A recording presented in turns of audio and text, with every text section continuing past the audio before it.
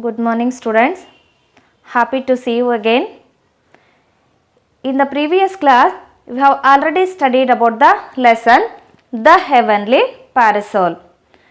Today, I am going to continue the lesson. Before that, I want to recall you what you have learnt in the previous passages. In the first paragraph, you have studied about the princess called Amrita Prabha who was living in Pragjyotisha. When she attained the marriage age or when she attained the age of marriage, her father arranged her a Swayamvara to select her husband. Many illustrious suitors were participated in the Swayamvara. Among them, the king Meghavahana was also one. Who was Meghavahana? Yes, Meghavahana was the great grandson of the former king of Kashmir. So, Amrita Prabha, she held the garland in her hand and she cast her eyes and she came to select her husband and she put the garland around the Meghavahana's neck and she chose him as her husband. So, when they got married, they came forward to get the blessings of the king, that means Amrita Prabha's father. So, then he got or he was blessed by the parasol, the heavenly parasol by the Varuna, the god of seas. The parasol means what? The parasol is a light umbrella which is used to get shade from the sun. So, here the parasol is divine parasol. It is a heavenly parasol which come from the abode of gods. It was very beautiful, having a white color and dazzling. It was shining with a colorful colors. Then it was very different and it is decorative. The decorations are made for that parasol and Meghavahana blessed by Varuna. And who was Varuna? Varuna was the god of seas. So when he came or when he returned back to Kashmir along with his wife, the king, the ministers of Kashmir and also some of the people, they were requested Meghavahana to be their king. So you know the reason. What was the reason for that? Because their former leader or the former ruler, they were dissatisfied with the rule of the former king because he meant his whole life only for the prayers or the devotees. So for that, the king's affairs or the affairs of the kingdom were unfinished. So they were not fulfilled by the king. So they were dissatisfied with their ruler and then they wanted to Meghavahana to be their king.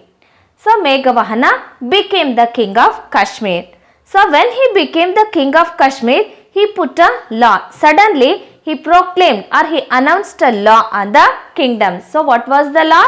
The law was against the killing of the human beings. So in olden days, not in only olden days, today also the people are having the superstitious beliefs such as animal killing and the killing of human beings like that. So he opposed that and he put a law against the killing of human beings. And then it became his ambition and to conquer the other kingdoms to impose this law on them as well. So what was his aim? His aim was become to conquer the other kingdoms and he wanted to put the same law on the kingdoms because he wanted to stop the killing of the human beings. Up to this you studied in the previous class. Let us continue the next. Once while on an expedition near the sea, the king told his weary army to rest in the shade of some palm groves. So now he was on the campaigns. He was on the conquering of the other kingdoms. So while he was on the expedition, he told or he ordered his weary army. Weary means tired. So his army was tired. Weary means tired. And he told the army to take rest under the palm groves. Palm means it is a kind of tree. So we call it as a tale. So tale gida or tale tree. So palm tree. So he ordered his army to take rest under the palm groves. Grove means group of trees. Just like mango groves. So grove means group of palm trees or group of trees. Group of which trees? Group of palm trees. So he ordered his weary army, weary means tired army, to take rest in the shade of some palm groves, and I must use this time to plan a way to conquer the island of Lanka. So when he gave the direction to his weary army to take rest under the palm groves, so he thought of himself. So what he thought? He wanted to use that time to make plans to conquer the island of Lanka. Can you tell me what do you mean by the island? Though the spelling is start with is, means I-S-L-A-N-D, you have to pronounce it as island, not island. Okay? Island means the land which is covered by all sides of water. So Sri Lanka is an island which is covered by the water, which is fully covered by water from all the sides. So we call it as an island. Now he wanted to make plans. He wanted to make plans to conquer the island of Sri Lanka or Lanka. Now I want to plan a way to conquer the island of Lanka. He thought means who thought? Meghavahana thought to get plans or to make ready plans to get over or to conquer the Lanka. Because it is the land of demons. You know, the Lanka is the land of demons or the devils and needs to be taught the way of peace. So if he is a demon, he is very cruel. He is not kind. So he doesn't know what is about the peace or what is about the non-violence. So here he wanted to teach them a lesson of the peace. To whom? To the people of Lanka or to the king of Lanka. So he wanted to conquer it. Now I must use this time to plan a way to conquer the island of Lanka. He thought it is the land of demons and needs to be taught a ways of peace. So Lanka was the island of demon and he wanted to teach them about the peace or the ways of peace. But how will I cross the great seas with my army? But it is covered by the seas. So how can I cross it? Because the heavy sea is there, the heavy water is there. How can I cross the sea along with my army? So it is a wonderful thing. So he has to plan how to cross it. Then all of a sudden, so while he was thinking about the crossing that sea, he wanted to conquer the Lanka, all of a suddenly he heard something. So somebody has called him or somebody has crying. So he heard that voice.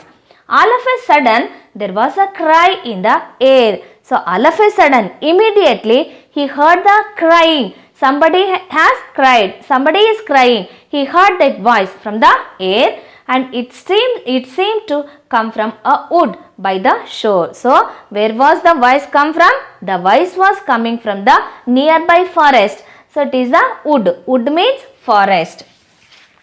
Wood means forest. The voice was coming from the nearby forest or nearby wood by the shore. Not far from. So it is the place is not so distant. It is too close. Far means not distance. F-A-R, far. So opposite word of this is near. Near, far. The forest is very near to him, near to the shore. So from that forest or from that wood, he is hearing the voice. Somebody is crying there. Not far from where the royal horses were tethered. Tethered means tied. Tether means tied. The royal horses were tied in one place. The place from where he heard the crying voice. It is not far away from that. It is so near to that place. Royal horses were tethered. The cry came again. So again and again he is hearing the voice of that crying, and the king heard the plaintive voice.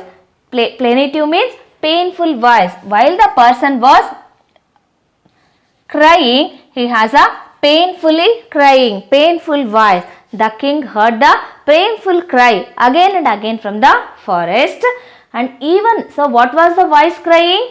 The human or the person who is crying, he is telling while he was crying. What he is telling? Even under Meghavahana's rule, I have been slain. So how he was crying? Even now, who was the ruler of Kashmir? Meghavahana. So in Meghavahana's rule, Meghavana was the kind person. He was so generous king. So in his reign, in his rule, I have been slain. Slain means killed. So I have been killed, even though it is the rule of Meghavahana. The voice was crying by telling like this.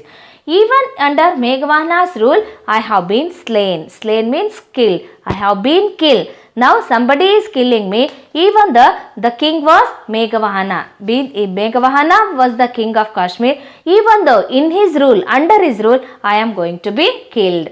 Then in his agitation means Meghavahana got troubled. Agitation means troubled. Meghavahana got troubled, or he would be confused by that crying. Meghavahana was disturbed, or he was agitated, troubled by hearing that crying. The king did not wait to summon his officers, but ran towards the wood. So he did not wait and he did not summon. Summon means call. So being a king, he should call his followers or the army, but he did not wait for that calling. So what he did? Alone he went into the forest. He ran across the forest. In his agitation, the king did not wait to summon his officers, but ran towards the wood. So he started to run towards the wood, and he didn't call any officers, any army of him. Plunging through the undergrowth, so he plunged means he went deep into the forest. He started to went into the deep into the forest, running into the forest. He fought his way. Why he fought his way? Because it is the jungle, it is the forest. So he wanted to fight on his way until he came to a clearing. So he came with fighting until he got the clear picture about that incident or about that crying, who was crying there and where he was crying. So he got that spot there before him. So when he came to that place, when he came to that spot, there he saw the situation. So what he saw there? He saw before him there was a temple. So he saw a temple, which is the temple of a goddess Chandika or Durga. It is a Durga temple. Before him, now the king stood. Meghavahana stood before the temple. There before him was a temple of Chandika. Chandika means Durga. It was a Durga temple. Before that Durga temple, the king was standing down. He stood before the Chandika temple, and with some sort of human sacrifice is in progress on the steps. So what was happening there? Somebody has going to be killed. Somebody has going to be sacrificed his life. Because in olden days, the people have the superstitious beliefs that if we give the human sacrifices, the gods will be pleased and they will be blessed us, and we will be blessed by the gods. So such thing is going to be happen before the temple of Chandika or Durga, with some sort of human sacrifice in progress on the steps. So what was the situation?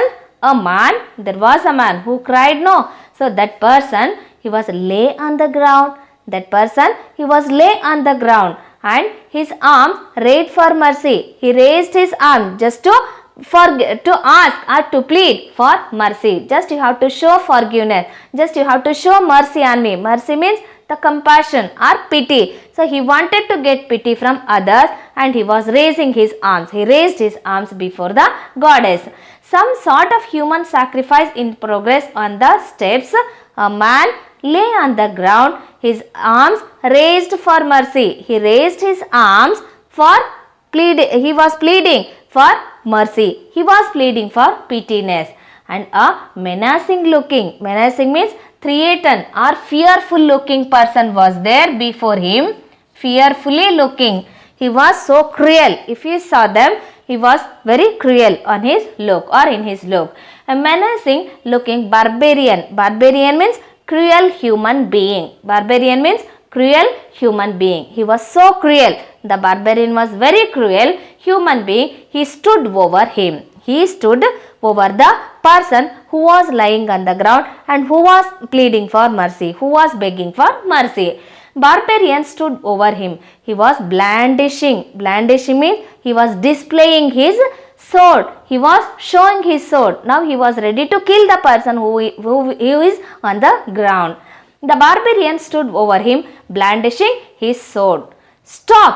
Cried the king. So when the king Meghavahana saw that person who was displaying his sword to the person who was lying on the ground, he cried. He became very furious and he cried, stop that. And then, stop, cried the king. Who cried? King. Who was the king here? Meghavahana. Meghavahana cried and he ordered that person, barbarian, to stop his sword, and shocked at the sight. So he become very shocked because the human sacrifice is going there. Kind of human sacrifice is going on. That is the before the temple of goddess, before the temple of Chandika, or before the goddess. And he become very shocked and he ordered that barbarian to stop the sword. You wretch. Wretch means very cruel. How cruel you are. Wretch means cruel. Wretch means cruel. How cruel you are, because you are going to kill the human being. So it is not right. You wretch, you dare. Dare means courage. How courageous you are. How courageous you are. How dare you are.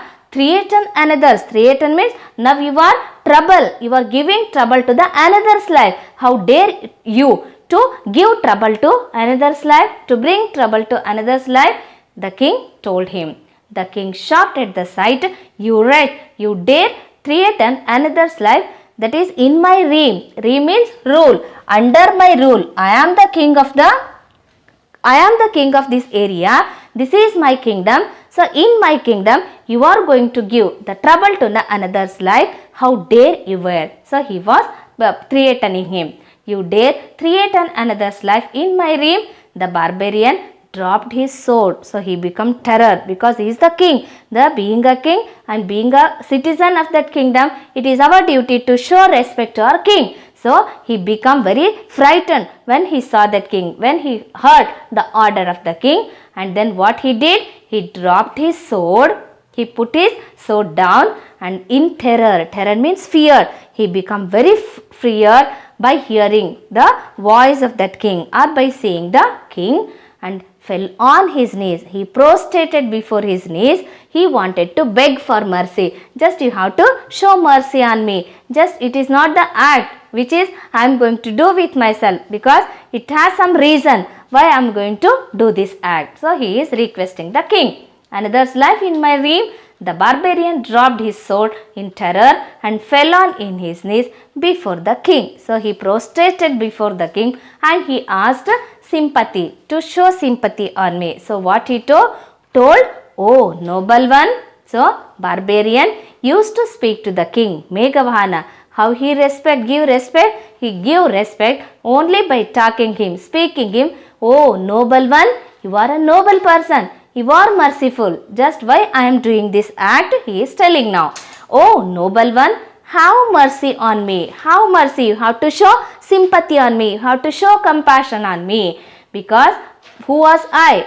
Just then he wanted to introduce himself, who he was. Okay. I am the leader of the troop of the barbarians. Who was that person?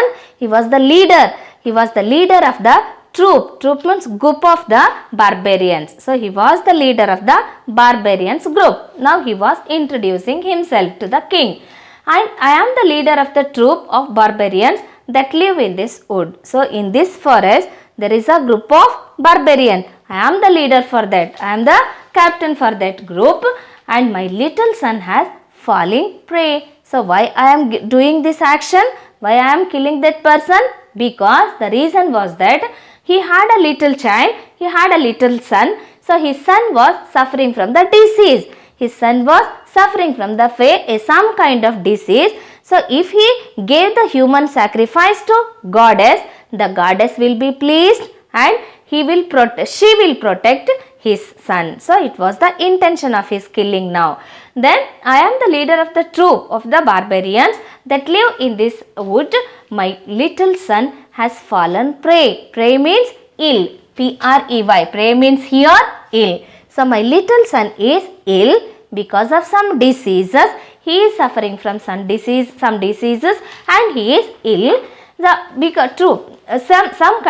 disease is on his deathbed. Now my son is on the deathbed. Deathbed means he didn't have many more days to live. Now he is in the last stage of his life. So if I give this person as a sacrifice to the goddess, so my son will be blessed by the god. The goddess will be pleased and she will protect my son. So that was the reason I am going to kill that person. Now he is going to tell about his act. I am the leader of the troop of barbarians that live in this wood. My little son has fallen prey to some disease and is on his deathbed. If I kill this man, the person who is lying on the ground, now I am killing him. If I kill this man, what happens? The gods will be pleased. The gods will become very happy because of that act or sacrifice and save my son's life. So if I give this person as the sacrifice to God, the gods will become pleased and they become happy and they will protect my son. So my son will going to be cured from that disease. So if you prevent this sacrifice, what will happen? The son will going to be die. The child will be going to be died, isn't it? So he is asking us, he is requesting and he is telling that if you prevent means stop this action. If you have protect me, if you have protect that person from me, what will going to happen? If you prevent this sacrifice, my son dies. Who is going to be died?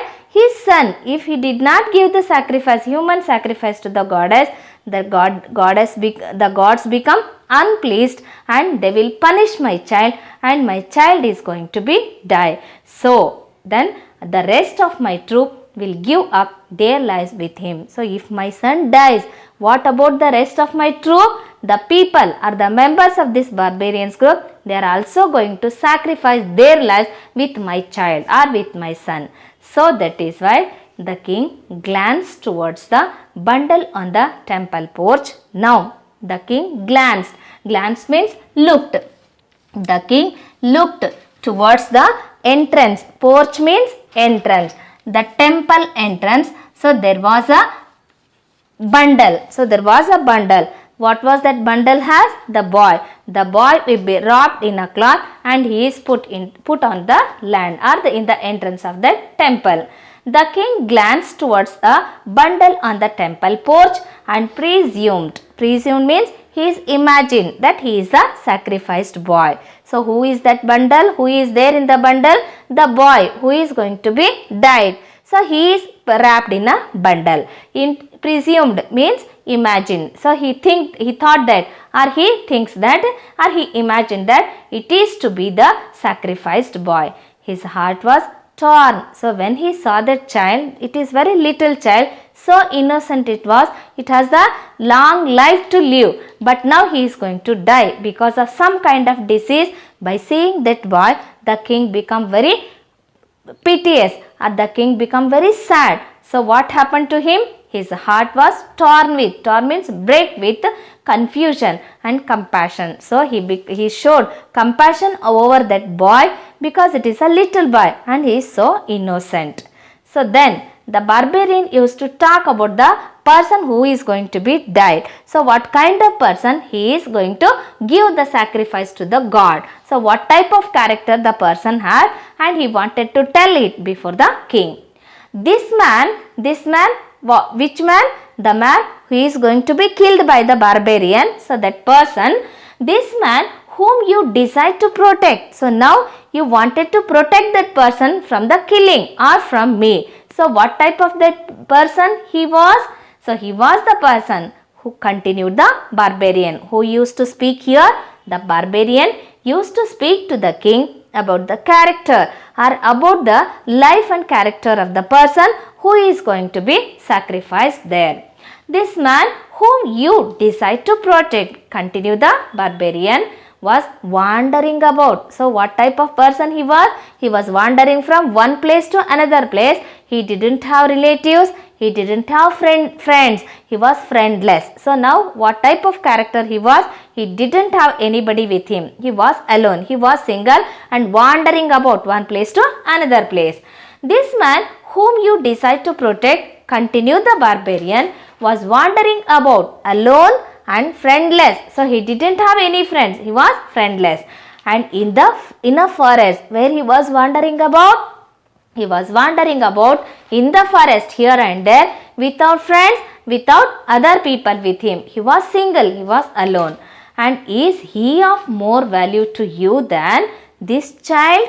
So, among these two, my child is there, that person is there. Among these two, who will be more valuable person?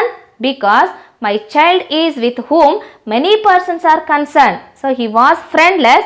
But if my child has other rest of my troop is going to be die. They are ready to sacrifice their lives because of that child. So among these two, who is more important to you? He asked a question to the king Meghavahana. I cannot see. Sir, this child with whom many persons are connected. The victim sat crying on the ground. So the victim is the person who is going to be die, who is going to be slain by barbarian, or the living being offered as a sacrifice. We call him as a victim. A living being going or offered as a sacrifice, we call him as a victim. So that person, that victim, he is crying on the ground. He started to cry. He wanted to protect his life from the king, or by begging with the king, begging the king.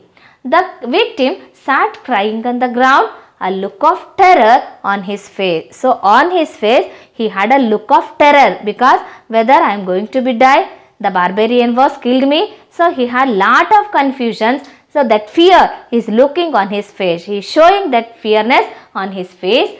Tears fell from his eyes. He started to cry. The tears started to come from his eyes.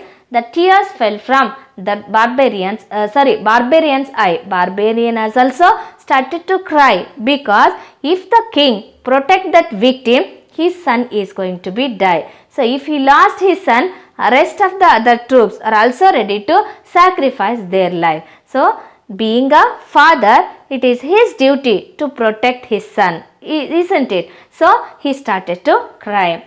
Tear fell from the barbarian's eye. Sir, tell me what to do. He cried. Who cried? The barbarian cried. If you wanted to protect that victim, my son is going to be die. So my son is connected with the other person, having other persons. But what about the person? He was friendless. He didn't have any persons with him. So who is greater in there? Who is more value among these two? Tell me, sir, what I have to do now? Then he requested him. Sir, tell me what to do. He cried. Who cried? Barbarian cried. I cannot see my son suffer this way. So being a father, the parents always wanted to their children to be always safe. So I don't want to see the suffering of my child. Just you have to give what I have to do now. Then the king spoke firmly, very strictly. He determined something in his mind and he said strictly. So what he said? Don't be distressed. Distress means don't be helpless. Distress means helpless. I will be with you. I will give some solution for this problem. So you should not be worried. So he consoled him. He gave sympathy on him. He showed mercy on him. The king spoke firmly. Do not be distressed. I will save your son as well as this victim. So I am the king. Being a king, it is my duty to protect all the persons, whether he is good or bad. So now what I have to do? I will protect both your son as well as the victim. So the victim and also the son, the barbarian son, are going to be protected by the king. So how he is going to protect them? So he gave a solution for that. The king spoke firmly. Do not be distressed. I will save your son as well as this victim, and I offer my body in sacrifice to Chandika. So instead of giving sacrifice of that person's body, I will perform myself. I will sacrifice myself. I offer my body to sacrifice to the Chandika goddess, and kill me, O barbarian. Barbarian, you have to stop killing that person. But what you have to do? You killed me first. So if you killed me, the victim is also alive, your son is also alive. So I will protect both. So it is the king's duty. It is my duty. So he wanted to offer his body to goddess Chandika to protect the two persons, that is the child as well as the victim. I will save your son as well as this victim. I offer my body in sacrifice to Chandika. Kill me, O barbarian. May these two persons live. So if you kill me, if I offer my body to sacrifice for the goddess, so both persons will alive. Both will become safe. So you have to kill me first. So by giving this order, the king Meghavahana wanted to protect both from that situation. So today I will stop this lesson. In the next class I will continue the next passages. Okay.